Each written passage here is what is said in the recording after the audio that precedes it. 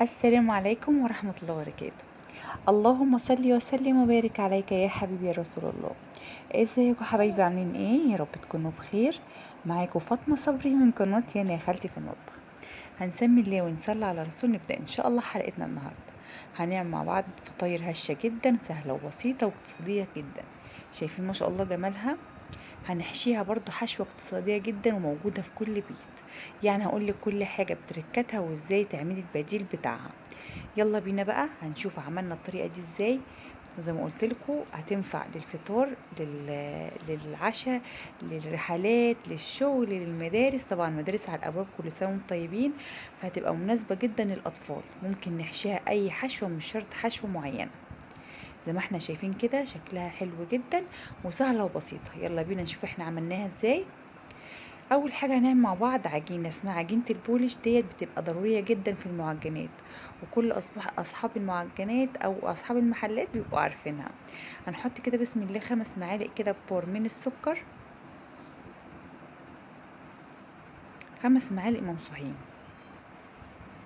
وهنجيب كيس خميره، او لو عندك خميره سايبه هتحطي معلقه كبيره من الخميره. معايا كده ربع كوباية من اللبن أو 50 جرام من اللبن. وممكن نستغنى عنها، نحط مكانها مية وندوب فيها لبن بودرة. لو مفيش لبن بودرة أو لبن عادي ممكن نستخدم الكمية كلها مية بس. هنحط 4 معالق كده كبار من الدقيق وندوبهم كويس قوي مع بعض. هنقلب كده مكوناتنا كلها مع بعض علشان التكتلات اللي موجودة فيها دي نحاول على قدر الإمكان اللي احنا يعني ما نخليهاش تبقى فيها تكتلات، تبقى سايلة كده وقوامها مظبوط. بضربها عادي جدا خالص اهو، بالمعلقة او بأي حاجة. هركنها بقى كده على جنب. على فكرة العجينة دي ممكن تتركن في الفريزر، وكل ما نيجي نعمل عجينة نسحب منها كده ونستخدمها عادي خالص مع الدقيق. احط بقى نص معلقة كبيرة كده من الملح. انا معايا هنا كيلو من الدقيق، خدت منه ال4 معالق دي اللي احنا شفناهم، وده بقية الكيلو بتاعنا. احط بقى عليه كده ايه شوية من الشمر، وده اختياري. وكمان عندي محلب مطحون برضه احط عليه شويه. ممكن تضيفي انت اي نوع من النكهات انت حباها، او ممكن تعمليها ساده زي ما تحبي وزي ما يناسبك. معايا كده بسم الله كيس كده من البيكنج باودر، عشان برضو يدي برضو طراوه كده وهيشم معايا في قلب العجينه. وكمان بنستخدمه كمحسن كده للخبز. دايما بنعمل البيكنج باودر مع معلقتين من الخل، بيدينا نتيجة كويسة جدا للمعجنات. معايا هنا كده كوباية 250 مللي من المية، واحط بقى معلقتين كده كبار من الخل. ونجيب بقى عجينة البولش اللي احنا سبناها شوية، هننزل بيها برضو على العجينة بتاعتنا. هنقلب بقى مكوناتنا كلها مع بعضها. جنبي بقى كوباية برضو تانية من المية، مية عادية خالص من الحنفية، لو الجو ساقع ممكن ندفي المية. هنشوف بقى هتاخد مننا قد ايه من المية، لان طبعا كل دقيق بيختلف عن التاني. بصوا نزلت كده بنص الكوباية وهعجن، هشوف هحتاج قد ايه. ما تحطيش المعيار كله، حتى لو انت عارفة المعيار الصحيح ما تحطوش كله، لان في دقيق بيشرب سوائل وفي دقيق ما بيشربش سوائل. هلم كده العجينة كويس كده بالمية. بصوا لسه العجينة ناشفة. هحط بقى باقي الكوباية. بسم الله اللهم بارك. كده احنا حطينا كوبايتين وربع من المية، او الحليب لو موجود عندك، او لبن رايب، او زبادي، اي حاجة موجودة عندك استخدميها.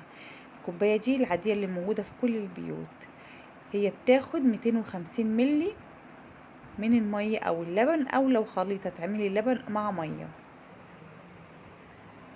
هسيبها بقى. بص هي كده لسه عايزه تعجن تاني، بس انا هسيبها كده من غير ما اعجنها علشان يبقى معايا العرق بتاعها كويس، وكمان ما تبقاش صعب عليا وانا بعجنها. بصوا هتنعم معاكي بسرعه وتلمي معاكي بسرعه جدا. سبتها دقيقتين بس كده ورجعت لها تاني. شايفين ما شاء الله عرقها بقى شديد ازاي؟ هو ده المطلوب. طب احنا مش هنحط كده ماده دهنيه؟ لا طبعا هنحط ماده دهنيه.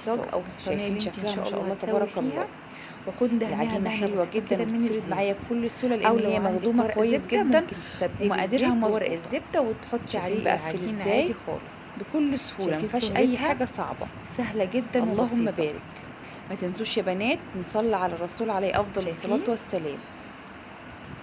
واروح قلبها بصوا على اقلبها الوش بقى بتاعها كده كده زي ما انتم شايفين، وضغطه واتك بسيطه عليها بس بس كده. ايه بسيط كده، عشان انا مش عايزاها شايفين؟ تبقى ايه عاليه مفيش قوي اسهل او من كده منفوخه بقى. قوي زياده عن اللزوم. لو انت حباها تبقى عاليه ومنفوخه قوي اظن لو مش انت شرط اول ان مره انت تعملي تبططيها معجنات بايدك هتكون كده، سهله جدا يا دوبك معاكي بس ومش مكلفه تقفليها ابدا. وتعمليها كده على ما شاء وشها الله وتكون كده كده خلصت جاهزه معاكي. الكميه، وادي الصاج بس بتاعي ما شاء الله شايفين كده خلصت دهناه. الكميه بتاعتي كلها. زيت، لو عندك ورق هسيبها بقى زبده ايه ممكن تضيفي تخمر ورق زبده، ما عندكيش يبقى براحتها تعملي خالص، زي طبعا زيت على كده. حسب درجه الحراره اللي انت هخليها بقى قاعده ايه فيها. تخمر كده شويه.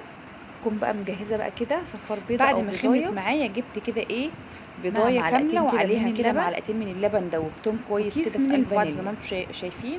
وادهن بقى ممكن الوش تستبدلي بتاعها. الفانيليا ما عندكيش بمعلقتين بيض من ولا الخل، لبن ممكن تعملي ميه وادهن بقى كده بسكر العجينه كده بالراحه خالص وتدهنيها، عشان وتدهني تديني الوش زي ما لمعه احنا كده ولون هنعمل كده حلو بالظبط. قوي في التسويه. طب لو ممكن انا ما تدهني عنديش لبن بيض بس، ممكن ولبن تدهني بيض ممكن بس. نعمل انا عملت بيض على لبن ميه ورشه من بسكر، الفانيليا. او ممكن نعمل لبن بس او بيض بس. شايفين اهو. ميه بسكر برضه وفي هتديكي لون الافران حلو بيعملوا جدا ميه بسكر للعجينه. ورشه بسيطه من الزيت وتدهني بيها عادي بجيب بقى خالص. كده موس، طبعا بعد جبت ما انا بقى كده سبتها موس، ده تخمر مخصص يا جماعه للاكل وافتح بس. بقى ايه عشان بس اعمل كده ايه موس كده نضيف، او شكل لو عندك للعجينه. سكينه حاميه او وبشكل ممكن كده ايه بسكينه الفطاير زي ما انتم حاميه لو ما شايفين. معكيش موس او حابه ما ماده حاميه تعمليش يعني الخطوه ممكن دي تعملي عادي خالص، بسكينه ما فيهاش اي مشكله. بس انا حبيت وافتحها كده ادي بالشكل اللي كده انتم شكل شايفينه برضو ده، للفطاير بتاعتي، وفي نفس الوقت عشان ما تبقاش لان انا برضو تعلى مش قوي عايزاها معايا تعلى زياده عن قوي اللزوم في معايا قلب الفرن. انا وتبقى بحبها يبقى ايه سمكها سمكها كويس عالي زي ما قوي احنا معايا. شفنا كده اول الفيديو. هزينها بقى او احط كده على اجيب بقى وشها كده اللي حبه انت حابه البركه بقى، على حابه سمسم، او لو تحطي حابه سمسم تعمليها بس او ساده حبه كده اللي البركه يناسبك واللي او يريحك. تعمليها ساده زي ما تحبي. انا بس حبيت بصوا كده اديها شكل سمسم كده زي ما ابيض انتم كده وحبه شايفين. البركه. بصي بنوتي بقى بصوا عايزه بنتي ايه ايه بتشرح تلعب لكم في احنا اي حاجه بنعمل ايه، جنبي كده بتوريكم بتقول لكم شكلها حلو قوي مصممه وريحتها تطلع في حلوه. الفيديو. اه برش انا كده حطيت شويه كده حبه حبه البركه البركه وحطيت وشويه كمان سمسم. سمسم. ممكن نحطها كده وزي من ما غير قلت اي لكم ممكن اضافات على تعملوها الوش، بس ساده من الحقيقه غير اي بيديها حاجه. شكل وطعم حلو جدا. انا دايما يا جماعه بحب اقول لكم كل حاجه طبعا بقى انا هنا بالتفصيل، مجهزه الفرن لان في بتاعي بنات بتبقى خلاص، هي اول كده مره خمرت تخش وخلصت كده المطبخ، التشكيل فانا بتاعي. بحب اقول لها الفيديو مجهزه الفرن بقى بالتفصيل. على اعلى درجه ان في حراره ناس بتخش من تقول لي 200 ايه ل انت بتطولي قوي في الفيديو، 250. لا انا مش بطول، انا هنحطها ان بحب شاء الله اقول في لك كل الشبكه حاجه اللي بالتفصيل. في النص.